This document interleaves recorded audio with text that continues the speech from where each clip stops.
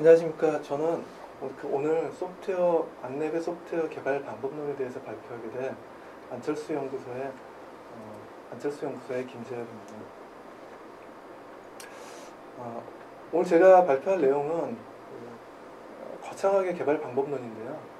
이 부분은 이제 개발 방법론에 대한 원론적인 또는 개발 방법론의 이론적인 부분을 설명하기보다는 저희 안철수 연구소에서 약 17년간 많은 시행착오를 거쳤던 개발 방법론에 대해서 공유를 드리는 형태로 발표를 하도록 하겠습니다. 오늘 발표할 내용은 크게 3개의 장으로 구성이 되어 있고요. 첫 번째 인트로덕션 도입 부분에서는 프로세스 문화 인프라에 대해서 설명을 드리도록 하겠습니다.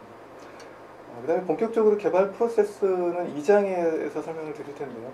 2장은 이게 5단계의 개발 프로세스 단계에 대해서 각 단계별로 진행되는 내용을 설명드리도록 하겠습니다. 신규 개발 프로세스는 보통 이제 신규로 제품을 개발할 때 어떤 단계적인 프로세스를 말하는 거고, 개발이 끝났을 때 다음 단계로 이제 유지보수에 대한 단계로 넘어가는데요. 이런 유지보수 단계에 대한 부분을 또 설명을 드리도록 하겠습니다. 첫 번째로 설명드릴 부분은 프로세스입니다. 사실 이 프로세스라는 것은 각 회사별로 각자 회사에 맞는 다양한 프로세스를 가지고 있을 겁니다. 근데 이 5단계에 대해서는 크게 사실은 변함이 없을 겁니다. 이거는 가장 기본적인 프로세스의 근본이 되는 포커스 모델이라고 부르죠. 이런 부분은 대부분 다 이러한 형태에서 약간씩 분화된 형태로 또는 변화된 형태로 각 회사에서 수행을 하고 있을 겁니다. 가장 중요한 부분은 이런 모델이 무엇냐가 아니라 결과적으로 이런 프로세스가 얼마나 자연스럽게 연결이 되느냐, 또는 어떻게 자연스럽게 진행하도록 어떤 단계를 만드느냐, 이런 것들에 대해서 이제 가장 중요하게 생각하는 부분이고요. 이런 부분에 대해서 이제 2장에서 설명을 드리도록 하겠습니다. 프로세스라는 부분은 결국은 절차적이나 어떤 규범적인 부분인데, 이런 부분만 가지고는 사실 프로세스는 오래 영속하기는 힘듭니다. 힘을 낼 수가 없습니다, 프로세스가. 그래서 이 프로세스가 어떤 다양한 힘을 발휘하고 또는 오래 지속되고 또는 어떤 소프트웨어 개발의 힘을 발휘하기 위해서는 결국은 이 프로세스도 사람이 움직이는 거고, 이 사람들이 모여서 프로세스를 지탱할 때 결국 그것은 문화가 되는 것입니다. 그 문화에 대해서 안내배 한 4가지 정도의 문화에 대해서 설명드리도록 하겠습니다. 첫 번째가 백발이 성성한 개발자인데요. 실제로는 이 백발이 성성하려면 한 60, 70대는 돼야지 백발이 성성해집니다.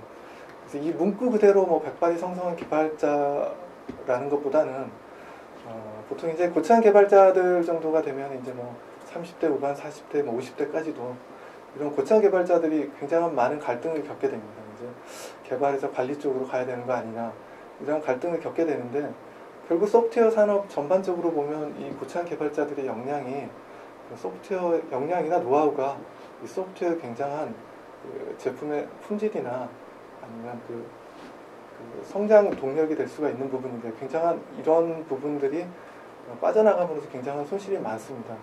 그래서 이러한 고참 개발자들이 어떤 아키텍처로서 또는 전문 개발자로서 영향력을 발휘하면서 소프트웨어 산업에 또는 소프트웨어 개발 프로세스 단계에서 그러한 영향력을 발휘할 수 있는지, 그러한 제도적인 부분이라고 문화적인 부분으로 이제 얘기할 수가 있습니다. 두 번째는 코드 리뷰인데요. 저도 이제 고전적으로 개발자 시절에 제 코드를 보여주기가 상당히 싫어하는 경향이 좀 있었습니다. 이건 아마 개발자라면 모두 다 이러한 성향을 다 가지고 있을 텐데요. 이거는 이제 내 코드를 남한테 보여줘서 어떤 검사를 받는다 이런 개념보다는 내가 짠 코드를 동료들과 같이 리뷰를 해보고 또 개선점이 없는지 또는 내 코드에 더 발전 방향성이 없는지에 대해서 디스커션하는, 또 리뷰하는 그런 차원으로 문화가 형성이 되어야 됩니다. 그래서 저희 회사 같은 경우도 이런 부분은 지금은 이제 코드 리뷰는 아주 당연한 것으로 받아들이고 있고요. 이런 부분이 굉장히 자연스럽게 진행되고 있습니다. 코드 리뷰는 크게 2가지 형태로 볼 수가 있습니다. 첫 번째는 피어 리뷰입니다. 피어 리뷰 같은 경우는 이제 가볍게 동료들과 또는 리뷰를 하면서 이제 자신의 실수 같은 것도 좀 점검받는 그런 형태가 되겠고요. 그다음에 2번째는 팀 리뷰입니다.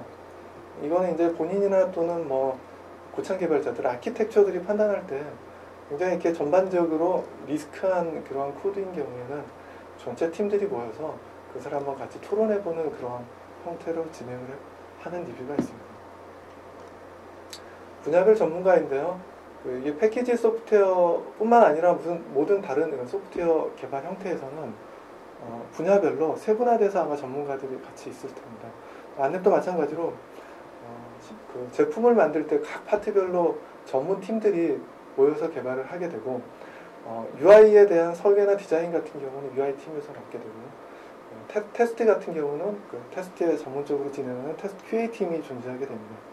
심지어는 제품의 화면에 있는 그 메시지, 문구 같은 경우에도 테크니컬 라이터가 개입이 되어서 문구 수정을 다 진행을 하게 됩니다. 개발자들이 그 개발자의 그 자의적으로 제품의 문구를 작성하지는 않습니다. 그 다음에 개발에 있어서 크게 저희 회사에는 두 가지의 위원회가 존재를 합니다. 한 가지는 사업적인 관점에서 PRB라는 독특한 위원회가 존재를 하는데요. PRB는 이제 프로젝트 리뷰 보드라고 얘기할 수가 있습니다. 그래서 이 PRB는 순수하게 경영적인 관점 또는 비즈니스 관점으로 이 프로젝트를 해야 되냐 말아야 되냐를 판단하는 굉장히 그 프로젝트 시작에 있어서 가장 중요한 그 결정을 내리는 그런 위원회입니다. 보통 이 PRB는 CEO가 위원장을 맡게 되고 이 제품에 대해서 굉장히 많은 그 기획서를 중심으로 이 PRB를 진행을 하게 됩니다. 두 번째가 이제 정반대의 위원회가 하나 더 존재를 하게 되는데요. 이게 이제 TSC라는 위원회입니다. 이 TSC 같은 경우는 테크니컬 스티어링 커밋이라고 부르고 기술 최고 위원회라고 말합니다. 이 부분은 이제 경영적인 관점이나 그 비즈니스 관점, 쉽게 얘기하면 돈의 관점은 절대적으로 배제를 합니다. 그리고 이쪽에서 판단을 내리는 거는 이 설계가 이 개발에 대한 설계가 이게 최선의 설계로 했는지 또는 이러한 설계가 실질적으로 구현 가능한 설계 방법인지 또는 다른 우리 회사에서 존재하고 있는 다른 제품들과의 어떤 연관성이 없는지 이런 부분들을 종합적으로 검토하는 위원회가 TSC 위원회입니다. TSC는 CTO가 위원장을 맡게 되어 있습니다. 보통은 이제 프로젝트를 진행할 때 TSC나 PRB에서는 이 프로젝트를 하거나 하지 말거라를 결정할 수 있는 가장 중요한 결정권을 가지고 있는 강력한 위원회가 되겠습니다. 프로젝트를 진행하기 위해서는 이 두 개의 위원회를 반드시 이제 통과를 해야 되는 그런 상황입니다. 개발 인프라인데요. 이제 문화나 프로세스 같은 경우는 약간 소프트한 측면에서 어떤 부분이고 인프라 같은 경우는 하드웨어 측면에서 개발의 효율성을 극대화시킬 수 있는 그런 측면이라고 볼 수 있습니다. 지금 소개해야 될 네 가지는 이거는 이제 소프트웨어 개발 회사가 크거나 작거나 상관없이 반드시 갖춰야 될 기본적인 사항들에 대해서 소개해 드리도록 하겠습니다. 첫 번째는 이제 흔히들 이슈 추적 시스템이라고 부르기도 하고 또는 버그 트랙 시스템이라고 부르기도 하는 시스템입니다. 이 부분은 이제 용어가 버그 트랙 시스템이라서 제품에 대한 버그만을 관리하고 또는 그거에 대해서 추적하는 시스템이냐라고 볼 수가 있는데 생각할 수가 있는데 이 부분의 범위는 꽤 넓습니다. 그래서 버그뿐만 아니라 그 요구사항이라든가 어떤 문의사항 또는 그 개발에 대한 그 개선에 대한 방안들 포함한 모든 요청사항들이 다 취합되는 커뮤니케이션의 허브로 봐야 됩니다. 그래서 첫 번째로 이슈들이 모이는 장소는 이 버그 트랙 시스템으로 절대적으로 다 모이게 됩니다. 이 버그 트랙 시스템은 전사원들이 또는 소프트웨어 회사에서 전체적인 프로세스의 가장 중심에 있는 시스템으로 보면 되겠습니다. 두 번째는 이제 SVN이라는 형상관리 시스템인데요.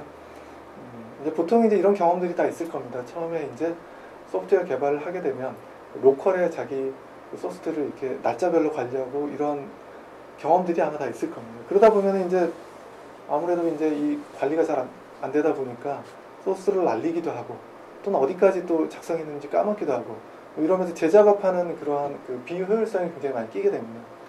그런 것들을 이제 체계적으로 관리하는 게 이제 SVN 형상관리 시스템인데요. 이 형상관리 시스템은 이제 이러한 부분도 해결을 해주지만 그 버전별로 이제 그 소스에 대한 히스토리 추적이라든가 누가 뭘 고쳤는지에 대해서 이제 체계적으로 관리를 하게 됩니다. 이 부분은 자세히 대부분 다 알기 때문에 넘어가도록 하겠습니다. 그 다음에 이제 데일리 빌드 시스템인데요. 그 빌드 시스템, 빌드 같은 경우는 보통 큰 패키지 소프트웨어 하나를 빌드하는데 보통 2시간에서 3시간, 많게는 4시간까지도 걸리기도 합니다. 그래서 이제 아침에 출근하다 빌드 한번 하면 하루 일과가 다 가는 경우가 이제 발생을 하죠. 그래서 이제 보통은 그렇다 보니까 이제 개발자들이 보통 자신의 이제 로컬에서 빌드를 해서 그 바이너리들을 모아가지고 이제 패키지 셋업 프로그램을 만드는 경우들이 종종 있습니다. 보통 이제 이런 경우에는 그 로컬의 본인의 PC 환경이 다양하기 때문에 알 수 없는 이런 그 셋업 프로그램 오류들이 굉장히 많이 발생을 합니다. 이런 경우들은 비일비재한 일들이고요. 이렇게 발생한 문제는 사실 굉장히 추적하기가 힘들기 때문에 빌드할 때는 굉장히 강제적으로 무조건 이 부분은 소스를 중심으로 빌드를 해야 되고 이전의 바이너리에는 크게 의미를 두지 말아야 됩니다. 그래서 이런 것들을 자동적으로 해주는 시스템이 데일리 빌드 시스템이라고 말하는 빌드 시스템입니다. 테스트 자동화 시스템입니다. 이제 그 굉장히 인프라가 잘 되어 있고 설계가 잘 되어 있는 회사 가면 자동화율이 굉장히 높을 겁니다. 아마도 자동화율이 높다는 얘기는 설계 단계부터 굉장히 이렇게 테스트를 고려를 해서 프로토타입이 가능하도록 인풋 아웃풋이 명확하게 설계가 되어 있다는 얘기입니다. 테스트를 아무리 자동화해도 일부 한계가 있고요. 자동화를 100% 할 수는 아마 없을 겁니다. 그래서 어떤 부분까지는 최대한 자동화를 하는 게 전체적인 그 제품에 대한 딜리버리 타임을 줄일 수가 있고 제품의 그 품질을 굉장히 극도로 향상할 수 있는 그런 중요한 부분이라고 생각을 합니다.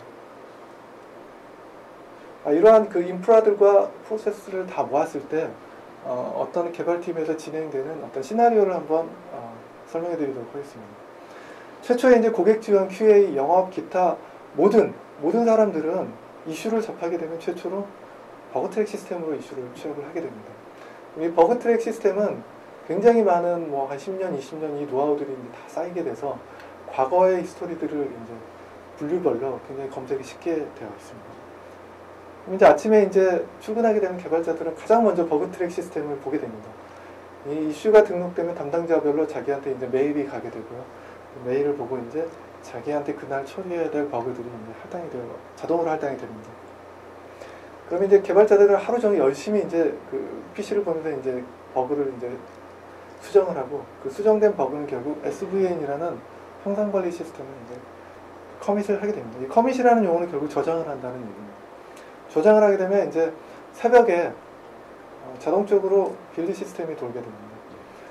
이 빌드 시스템이 돌게 되면 비단 이제 빌드만 수행을 하는 것이 아니라 자동적으로 설치 소프트웨어를 만들어주게 됩니다.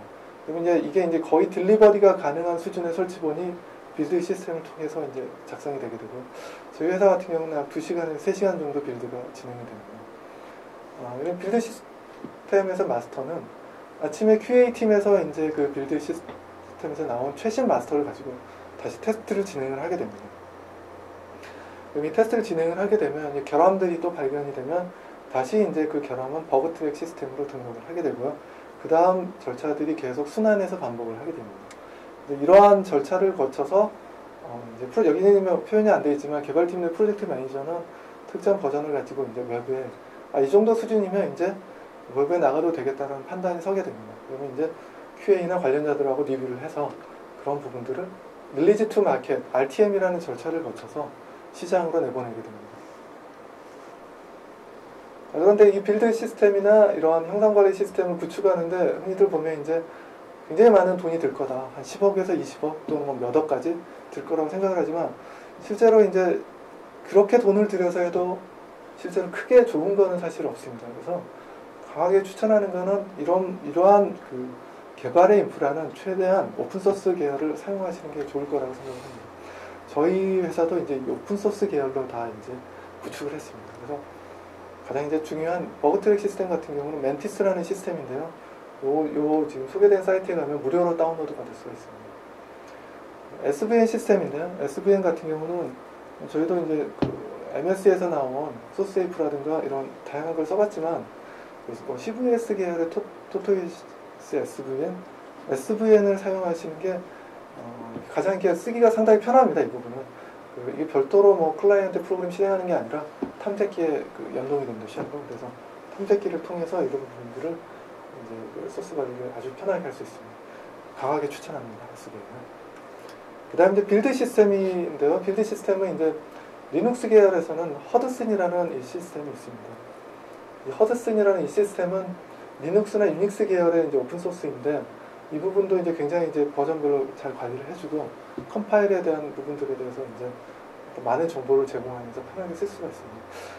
이제 윈도우즈나 리눅스는 이걸 쓰면 되는데 아니죠. 그 리눅스나 또는 유닉스 계열은 이 허드슨이라는 시스템을 쓰면 되는데 사실 MS 계열은 이 빌드 시스템이 별도로 오픈 소스가 존재하지 않습니다. 그래서 이런 부분들은 이제 배치 파일을 이용을 해서 MS 컴파일러, MS 비주얼 C 같은 경우가 배치로 쉘로 실행을 할 수가 있습니다. 그래서 배치 파일러 이런 빌드 시스템을 100% 구현을 할 수가 있습니다.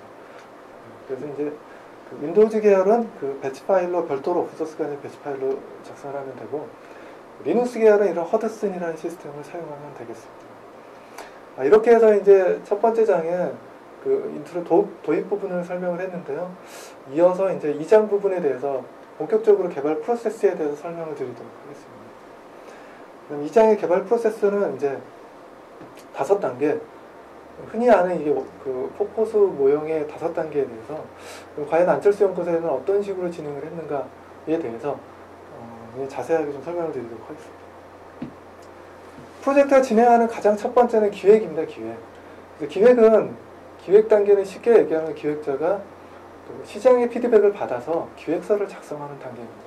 근데 이제 보통은 이제 기획서 말고 또 다른 형태의 프로젝트가 진행하는 경우가 반드시 존재를 하게 됩니다. 그런 경우가 이제 엔지니어링 원페이저라는 것인데요.